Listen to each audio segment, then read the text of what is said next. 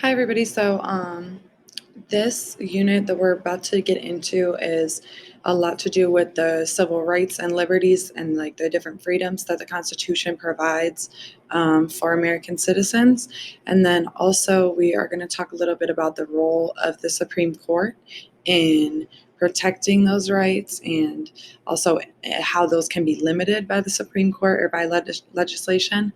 And then we're also going to discuss a little bit the roles and responsibilities that you have as a citizen who has access to the freedoms and the rights that you do. And so today we're just going to talk a little bit about the civil rights, the difference between civil rights and civil liberties. Okay, sorry, got to get to the next slide. And so civil liberties are basically, sometimes they get confused because civil liberties and civil rights are used synonymously, but they're actually distinct in a couple different ways. So civil liberties are like the basic freedoms that are granted to us by the Constitution, for example, freedom of speech or freedom of the press. These are freedoms that are guaranteed to citizens by the Constitution in order to protect people, we the people, from an oppressive government rule. And so civil liberties are the basic rights and freedoms that are explicitly granted in the Bill of Rights or in the Constitution, and they focus on the limitation of government power and interference with certain, I guess, freedoms that would be of the people. So civil liberties are spelled out, enumerated within primarily the Bill of Rights, but there's also different ones, as the Ninth Amendment says. There's rights that aren't listed, but that we still do have, the freedom to. But those will be discussed later on. And then so civil rights differ in that they are legal rights that protect individuals from being discriminated against. And so civil rights focus more on the Equal Protection Clause of the 14th Amendment. And civil rights are things that have been expanded through constitutional amendments, state and local and federal civil rights laws, and different court rulings. And so civil rights claims argue the basic right to be free from unequal treatment based on certain protected characteristics, such as race, gender, sexual orientation. And so these are, they're guaranteed to people and they have to be protected. A civil right is something that's protected because every American is entitled to participate in civil and political life of society without discrimination. And so essentially, civil rights protect one's freedoms from being taken away due to discrimination based on a protected characteristic such as gender, race, or disability. And so you can see that the two are very similar, and in some ways, civil rights are just kind of a guarantee of a liberty for specific people. Just because, certain groups may have in the past needed that extra protection of a legal protection so that they can enjoy that liberty. All right. Oops. Okay, so these are a couple examples of civil liberties granted to citizens within the Constitution. And so like things like the right to free speech and the rest of the 5 freedoms of the First Amendment are all civil liberties that we have. And so they have not only the right to free speech, but to religious freedom, freedom of the press, freedom to petition, and freedom to assemble peacefully. We also have the right to remain silent in a police interrogation. We have the right to privacy. We have the right to a fair and speedy court trial. We have the right to be free from unreasonable search or seizure of your home or your car, whatever it may be, your bag. We have the right to marry and the right to vote. And so the right to marry is kind of an inherent individual liberty, but it is also considered a civil right for some people because the court had to intervene and allow or protect this liberty for certain people. For example, same-sex marriage. That is a civil right. Marriage is a civil right because it had to be established that same-sex couples are allowed to be married and have that marriage recognized by, the courts and the government of the United States. Same thing sort of with interracial marriage. That was a liberty that was being denied to people, and so there had to be steps taken to protect the liberty, the right to marry. And then so the right to vote is similar to the right to marry, in that, you are supposed to be granted as a citizen the right to vote, and that is a liberty that you have. However, women and people of color, they had to be granted protection of that right because it was something that had been discriminated against on the basis of sex, on the basis of race. And so that's sort of an example of how a civil liberty and a civil right sort of can overlap. Is there's certain civil liberties that we have that are civil rights because they needed to be, dealt with in the court of law and protected in some way. Okay. And so civil rights now deal with more legal protections of certain individual freedoms. And it's defined as the rights of citizens to political and social freedom and equality.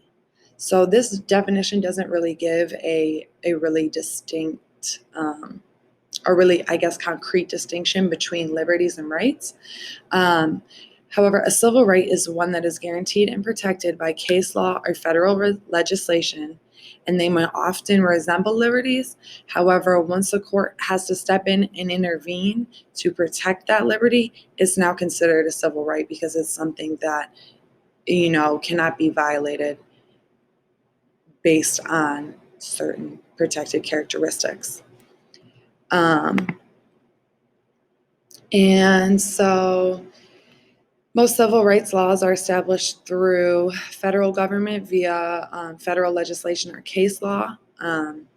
The 14th and 15th Amendments both greatly expanded civil rights. The 14th Amendment, as you guys know, was, due process, equal protection under the law. And then the 15th Amendment was the extension of the right to vote. And it cannot be based on, you cannot be denied the right to vote based on your color, your race, your religion, anything like that. And then, there's the Civil Rights Act of 1964, which is arguably the most prominent civil rights legislation since the Reconstruction Amendments.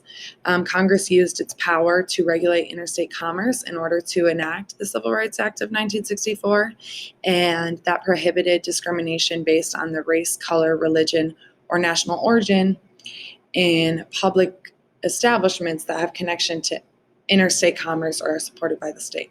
So this means that if you have a business in Cincinnati and you guys need linens for your business, but you buy them across the river in Covington, and that's where your linens are supplied from, you are involved in interstate commerce. So this law applies to you. You cannot discriminate based on race, color, religion, or national origin in your establishment.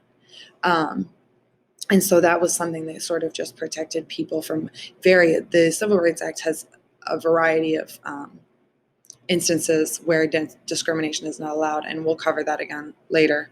But this is sort of just an introduction to what are civil rights versus civil liberties. So the 24th Amendment is another example that banned poll taxes because that was a way to disenfranchise certain people based on monetary factors. And so that protects individuals' right to vote, that they don't have to go through that loop, that little hoop, to be able to vote, which is a civil liberty, something that they should have access to, that they should be able to do without restriction. And so similarly, the Voting Rights Act of 1965 outlawed discriminatory voting practices that a lot of southern states had adopted following the Civil War. It eliminated literacy tests and different bureaucratic restrictions that were used to deny citizens the right to vote. Particularly, these restrictions were used to deny African American citizens the right to vote. And so These types of civil rights legislation, the Voting Act, the Voting Rights Act of 1965, and the 24th Amendment, they serve to guarantee all citizens equal protection of the laws that's guaranteed through the 14th Amendment. And they also serve to protect the voting rights of people under the 15th Amendment. And then another Civil Rights Act, the Civil Rights Act of 1968, which was the Fair Housing Act, prevents housing discrimination. And so that makes it unlawful to refuse to sell, rent to, or negotiate with any person because of that person's inclusion in a protected class. So if they're disabled, if there's different race, different religion, if they're, a female, you cannot discriminate on any of those protected, any of those people. Based on any of those things, I should say, those characteristics. And then fair housing is also addressed in the Americans with Disabilities Act and the Housing for Older Persons Act of 1991 or 97, I believe it is. And then later on, we'll discuss some more civil rights and the protections they offer and who those protections are offered to, but these are just some of the more significant legislative acts that sort of demonstrate what qualifies something as a civil right. Okay, and then so here are just a couple scenarios that can kind of help clarify the distinction between a civil liberty and a civil right. And so the first one, you say, I'm up for a promotion, but I don't get it. It stinks, but however, as a citizen, I'm not provided the right to a promotion. I don't have the liberty to get whatever promotion that I'm up for. And so it's not guaranteed. So I can't really try and rebuttal or seek damages for not getting that position or that promotion.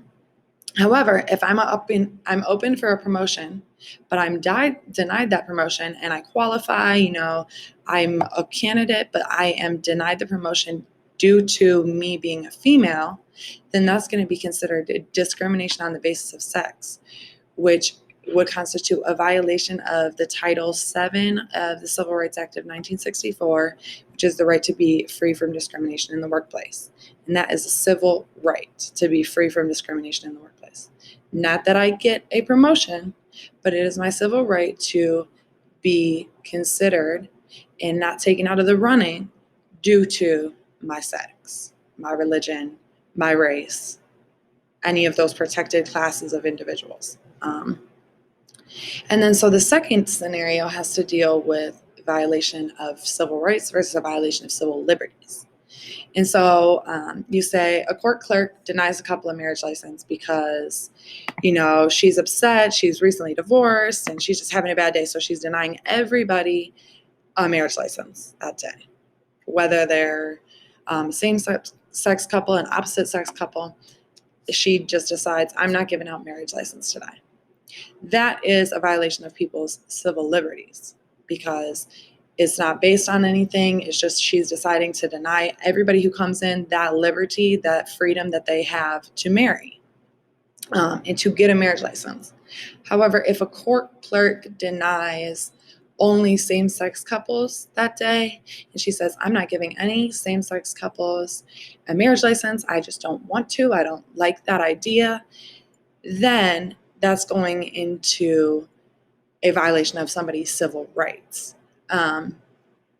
because it is a right that same-sex couples have that is protected by federal legislation. And so hopefully these just kind of help you kind of get an idea of the difference between a civil liberty and civil right and sort of that fine line that distinguishes the two. And then we'll go further into the different civil liberties and rights and then the legal protections and limitations of those freedoms in the coming week. But this is kind of just an introduction to the differences between the two. And I really hope that we're good.